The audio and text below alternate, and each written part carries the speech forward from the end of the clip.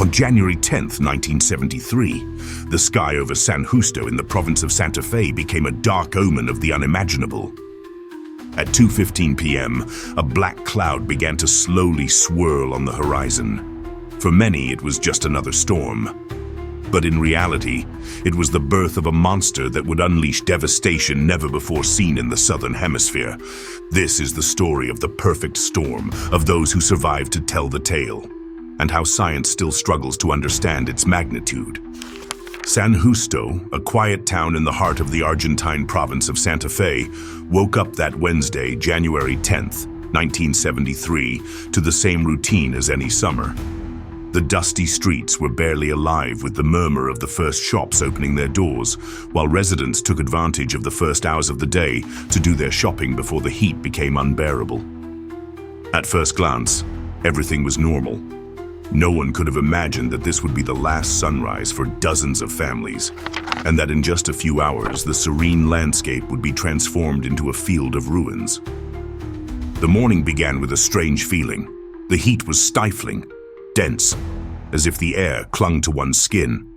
Some local elders would later say that the sky had a different hue, with torricumulus clouds forming on the horizon, so large and heavy they seemed to threaten to fall on the city.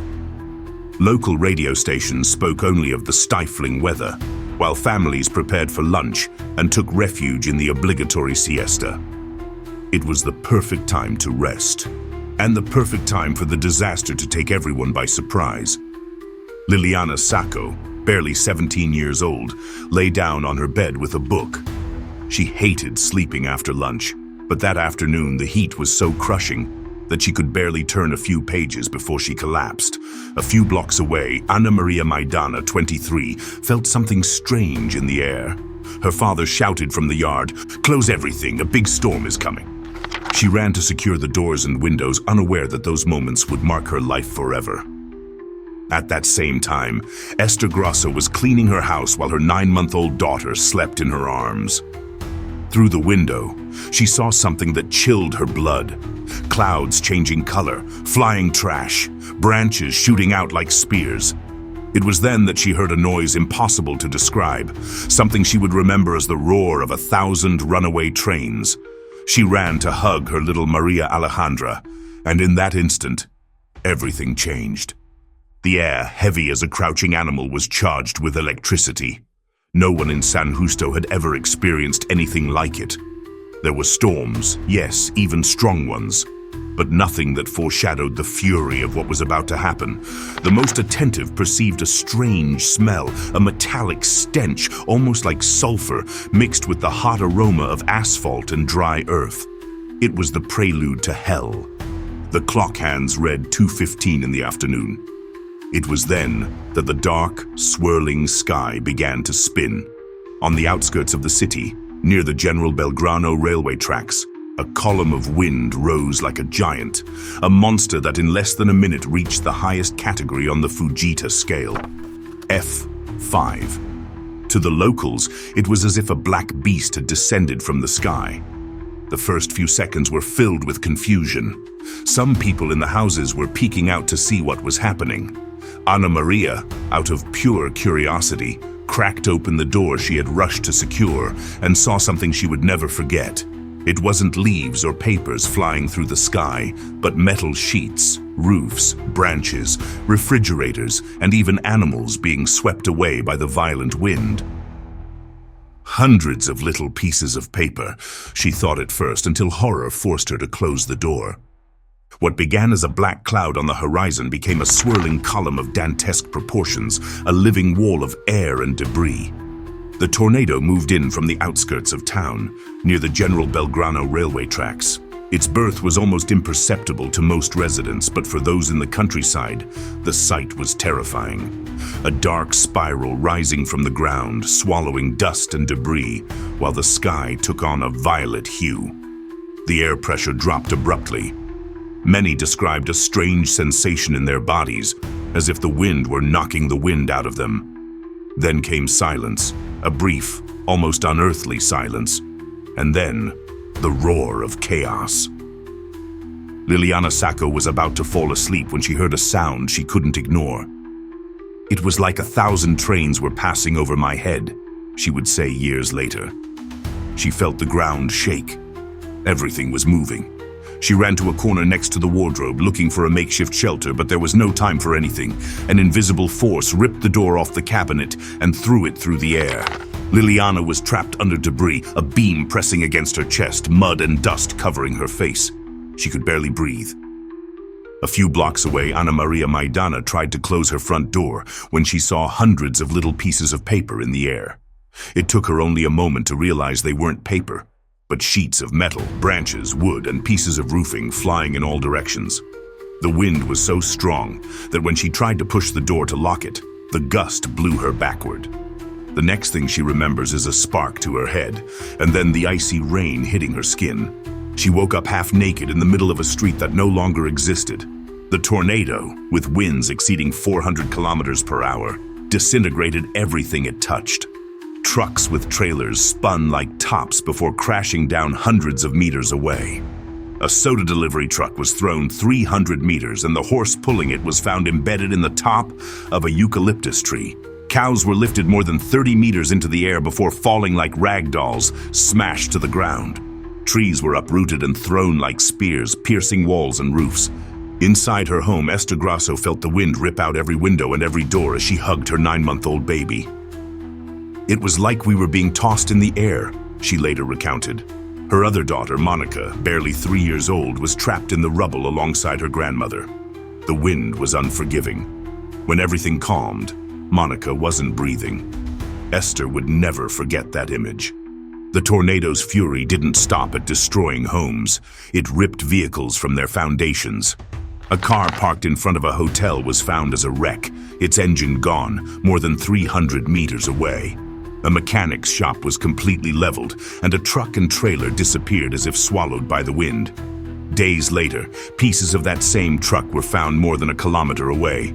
There was no logic to the chaos, only destruction. Witnesses described how the tornado changed color from a dark hue to a deep red, tinged with brick dust and the blood of animals and people. "It looked like the sky was bleeding," recalled one resident. "The air smelled of sulfur, torn earth, and debris. The storm seemed alive, hungry, advancing with almost surgical precision. In its path, it leveled 35 blocks in just 120 seconds. In the midst of the disaster, life hung by a thread." Ana Maria saw her boyfriend Roberto lying on the ground, his leg ripped by a sharp piece of metal. The wind had ripped off a whole chunk of flesh. The tendon dangled and blood stained the mud. Despite the horror, neighbors began to emerge from the rubble like ghosts covered in dust and wounds, trying to help those who could still scream. One of the most shocking scenes was that of people found hundreds of meters from where they had been at the start of the tornado. Some were lifted into the air and thrown into a eucalyptus forest. Their mangled bodies were left in the treetops, a sight so brutal that it took rescuers days to bring them down. Meanwhile, Liliana remained trapped. She heard the voices of her sisters and neighbors searching for her, but she couldn't respond. A beam was crushing her, and her breathing was becoming increasingly shallow.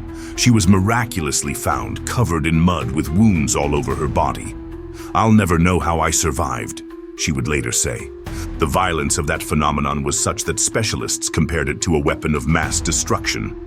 The F5 winds, with their speed and force, tore houses from their foundations, leaving the land shorn as if nothing had ever existed. Trees were stripped of their leaves and bark, turned into improvised spears. The San Justo hospital itself was damaged, with broken windows and blown-off roofs. In just a few minutes, the city as they knew it ceased to exist. The tornado had entered via National Route 11 and crossed Roque Sáenz Peña Boulevard, wiping entire neighborhoods off the map. A car was found embedded in the first floor of a hotel. The brick buildings, which had seemed solid, were pulverized. The magnitude of the disaster was so great that the stunned survivors thought a bomb had fallen on San Justo. And then, as quickly as it had arrived, the monster vanished. At 2:25 in the afternoon, the wind weakened, leaving them in a deathly silence, broken only by the cries for help and the wailing of the wounded. It rained heavily for another hour while the few who could walk tried to find their loved ones among the ruins. It was only the beginning of hell. To understand the magnitude of the San Justo tornado, it is necessary to look beyond the tragedy and delve into the mystery of the science surrounding it. This phenomenon was no ordinary tornado. It was an atmospheric colossus classified at the highest category on the Fujita-Pearson scale, an F5. In meteorological terms, this means that the storm reached the highest level of destruction known, with winds that could have exceeded 450 kilometers per hour, tearing homes from their foundations and tossing multi-ton vehicles around like toys. The Fujita-Pearson scale, created by Japanese-American scientist Tetsuya Ted Fujita, classifies tornadoes based on the damage they cause to human structures and vegetation. An F0 tornado barely tears off tree branches. An F3 can destroy roofs and cause severe damage to buildings. But an F5 is a different story. It's considered extremely destructive, capable of disintegrating entire structures, leaving the ground so clean it looks like it's been scorched by fire or a high-powered bomb. In the popular imagination, an F5 is known as the finger of God, because where it strikes, nothing is left standing. This was the case in San Justo. Fujita himself studied the phenomenon that occurred in the province of Santa Fe, astonished by the magnitude of the damage. For him, this tornado was the most intense ever recorded in the southern hemisphere, and with good reason. In just 2 minutes, the column of rotating air disintegrated some 500 homes, injured more than 600 people, and killed at least 80 residents, as well as hundreds of animals. The data collected by meteorologists and witnesses is astonishing. The tornado originated at 2:15 p.m. in a rural area near the General Belgrano railway tracks. What was initially a storm of heavy clouds grew rapidly thanks to ideal conditions: stifling heat, extreme humidity, and strong atmospheric instability. Records show temperatures exceeding 38 degrees Celsius and unusually low atmospheric pressure, factors that acted as triggers. When it formed, the tornado took barely a minute to reach Category F5. It moved south along National Route 11 with a width of approximately 320 meters and a path of more than 3 kilometers. Its advance was swift and deadly, and its energy was so intense that the ground shook beneath the feet of those who saw it. Some witnesses reported that the sound was similar to that of a jet plane landing in the middle of the city. But what was most disconcerting was its behavior. Witnesses recall that the tornado changed color as it moved forward. It began as a dark violet, then turned deep red. This change was due to the brick dust and debris it crushed inside, a clear indication of the violence with which the wind tore away every piece of the city. It even sucked almost all the water out of a nearby lagoon, a feat of atmospheric force that very few tornadoes in the world have achieved. The scenes of devastation left in its wake are living proof of its power. A car parked in front of a hotel was found more than 300 meters away, a wreck of engineless metal. A trailer with a metal floor was buried in a 2-meter-deep ditch as if crushed by a giant hand. At an agricultural dealership, brand new tractors were found 500 meters away, disassembled, without wheels or engines. These are not exaggerated anecdotes, but facts documented by local authorities and weather reports. The force of the wind also had gruesome consequences. People walking along the road were lifted and thrown 600 meters, found dead in the treetops of a eucalyptus forest. Entire animals, such as cows and horses, were lifted tens of meters and thrown to the ground with such force that they were unrecognizable. Fragments of vehicles were even found embedded in walls, trees, and roofs, like projectiles fired from an invisible cannon. This phenomenon was not an isolated accident. The province of Santa Fe, along with other regions in central and northern Argentina, is part of what meteorologists have dubbed Tornado Alley. This strip, which extends through central South America, shares climatic characteristics with the famous Tornado Alley in the United States. Vast plains, violent collisions between warm, humid air masses from the north and cold fronts from the south, and a geography that favors the formation of supercell storms. Although the number of tornadoes in South America is lower than in North America, when they occur, they can reach comparable intensities. The San Justo tornado was unique not only for its strength, but also for its historical context. At that time, Argentina didn't have advanced weather radars or early warning systems. People had little or no basic understanding of storms. No one was prepared for a phenomenon of this magnitude. What could be detected hours in advance today was, in 1973, an ambush from the sky. Subsequent studies concluded that the day's conditions were perfect for creating a textbook tornado. A layer of warm, humid air at the surface, a cold, dry air current aloft, and strong updrafts. All of this combined with an additional factor, heat radiation from the asphalt of National Route 11, which likely attracted and channeled the tornado's energy toward the heart of San Justo. For scientists, the San Justo tornado was a natural laboratory.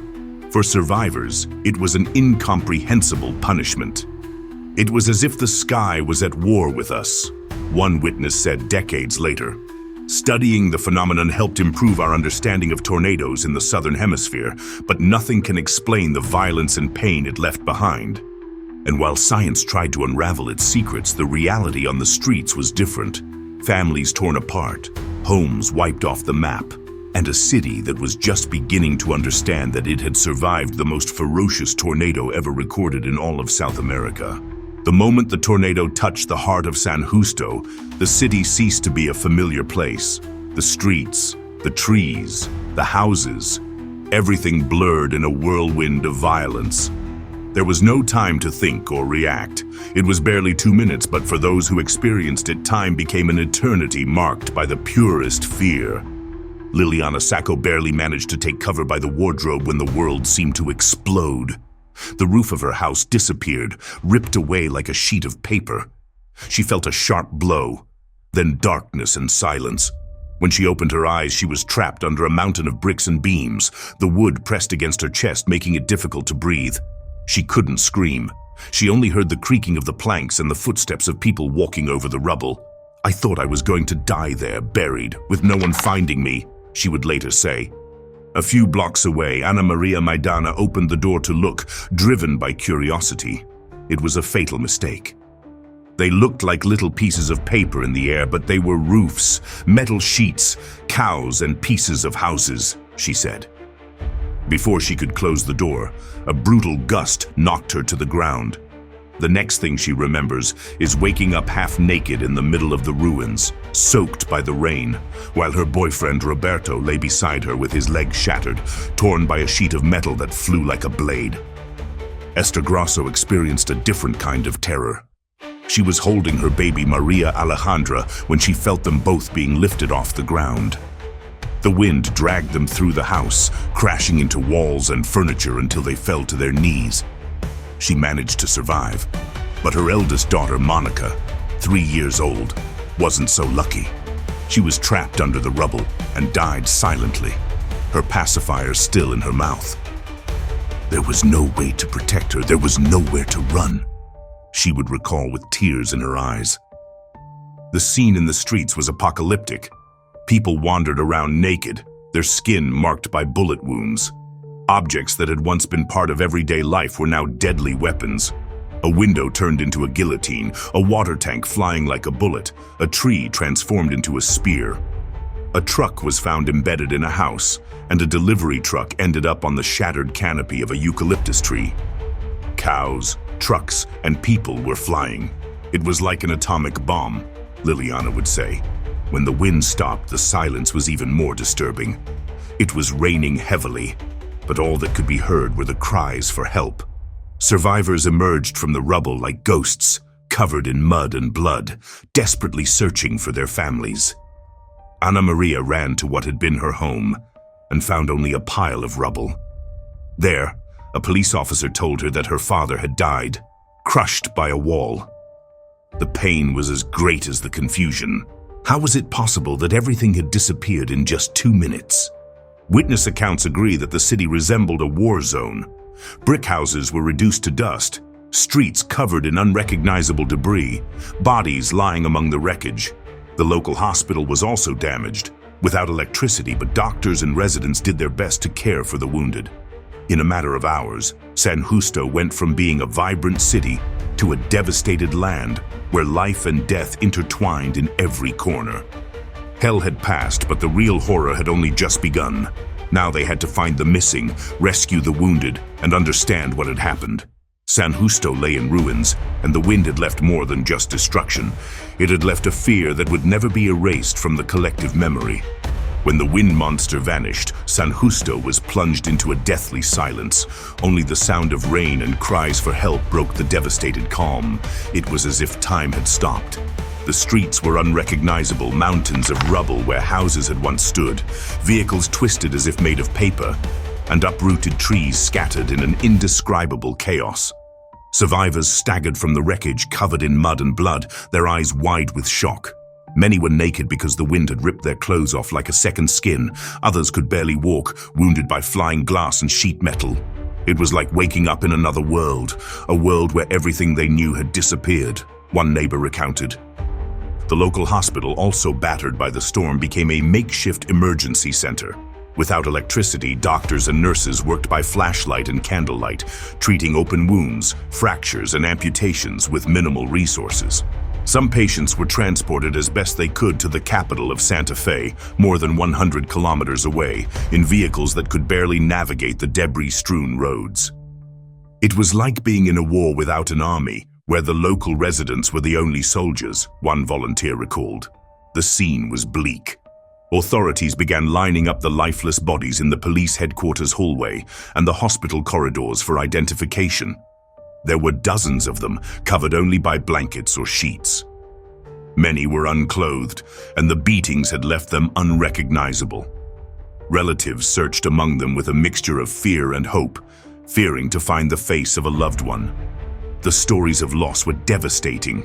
Ana Maria Maidana, still in shock, rushed to what remained of her home. There, a police officer informed her that her father had died, crushed by a wall. Her brother was seriously injured, his pelvis shattered by a shattered window. Roberto, her boyfriend, was struggling to save his leg in a makeshift hospital. The young woman could barely comprehend how, in a matter of minutes, her world had crumbled. Liliana Sacco experienced a similar tragedy. Her father was found sitting on a fence, naked and covered in bruises. Although he was taken to the hospital, he died a few hours later. Her mother was hospitalized for over a month with severe head injuries. "The tornado didn't just destroy our house, it destroyed our family," Liliana said with tears in her eyes. The rescue efforts were a race against time. Neighbors, police officers, and firefighters improvised tools with whatever they could find, searching the rubble for any signs of life. The cries for help were constant, and each successful rescue was a small victory amidst the tragedy. But there were also the silences, those places where no one remained alive. The entire city resembled a war zone. In just 2 minutes, the tornado had left more than 600 injured, hundreds of animals dead, and thousands homeless. The smell of mud, blood, and sulfur permeated the air. Radio communications were down, and news of the tragedy took a long time to reach Santa Fe and the rest of the country. There were no telephones, no electricity, no water. Only the strength of the survivors remained, helping each other as best they could. 50 years have passed since that day when the sky became the enemy, but in San Justo, the memory remains alive like a wound that never heals. Every time the wind blows hard or a storm darkens the horizon, the survivors feel the same chill that ran through them on January 10th, 1973. The tornado didn't just destroy homes and streets, it destroyed the sense of security that a small town thought it had. The stories of those who lived through the disaster are imbued with pain, but also with admirable strength. Esther Grosso, who lost her daughter Monica that afternoon, still feels like her life was divided into a before and after. "We all lost someone," she repeats with a broken voice. However, she never stopped being grateful for the life of her other daughter, Maria Alejandra, who miraculously survived with only a scar on her back.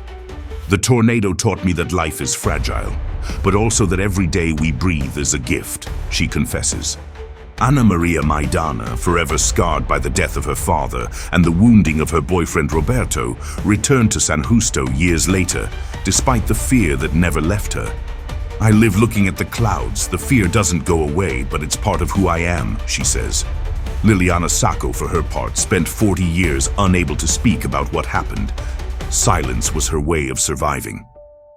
I thought I was protecting myself by staying silent, but in reality I was trapped in that day, she admits. The reconstruction of San Justo was a titanic task. Thousands of people were left homeless, without belongings, without anything. Singer Ramon Palito Ortega raised funds to build a new neighborhood, which still bears his name in gratitude.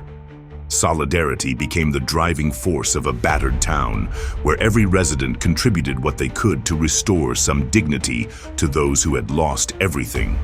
However, the tornado left invisible marks, deeper than any physical wound. Many children grew up with the trauma of having seen their parents or neighbors die, and adults carried the burden of not being able to explain why some survived and others didn't. It's a question that will never leave me. Why me? Liliana reflects. For some, the only possible answer was faith. Every morning I thank God for being alive. I open my arms, breathe, and appreciate the birds singing. When you hit rock bottom, every sunny day is a miracle, she says. Today, San Justo remembers the tornado not only as a tragedy, but as a symbol of resilience. Survivors, with their testimonies, have transformed pain into a living memory, sharing their stories so that new generations understand the fragility of the natural world and the strength of the human spirit. Documentaries, books, and tributes have kept alive the story of that day when the wind swept everything away. But beyond the science, the numbers, and the stories, what remains is the learning. The tornado taught us that life can change in an instant, that nature has a force capable of reducing everything to ash, but also that solidarity and courage can rebuild even what seemed lost. Half a century later, the memory of the San Justo tornado lives on, not only in the words of survivors, but also in cinema. In 2018, a group of young people from Santa Fe decided that the tragedy could not be trapped in silence or in old newspaper clippings. Thus was born Voragini, a short documentary that reconstructs, with unique visual and emotional power, the darkest moments of that January 10th, 1973. Directed by Fernando Molinas Volsci and produced by Imanol Sanchez, this project went beyond simply chronicling the events. Voragin seeks to make the viewer feel in their deepest depths the experience of those who lived through that day when the wind wiped an entire neighborhood off the map. With testimonies from the victims' families, archival footage, and shocking recreations, the short film is a direct window into the fear, chaos, and courage of those who survived. The documentary focuses on three key voices: family members who, decades later, dare to recall the sound of 1,000 trains roaring in unison, the smell of sulfur in the air, and the desperation of searching through the rubble for loved ones who would never return. Their words, punctuated by emotion, echo a tragedy that forever marked the history of meteorology in South America. The San Justo tornado was the fiercest in the southern hemisphere. Today, the survivors remain living witnesses that even after the darkest storm, it is always possible to rise again. Because the wind, no matter how devastating, can never wipe out hope. If you're passionate about true stories of storms that changed history, the mysteries of nature, and extreme events that defy the imagination, this is the place for you. In Extreme Tornado, you'll discover powerful stories, scientific analysis, and unique documentaries about the planet's most powerful phenomena. Don't miss the next episode. Subscribe now and hit the bell to be the first to know about every new story. Because when the sky roars, we'll tell you.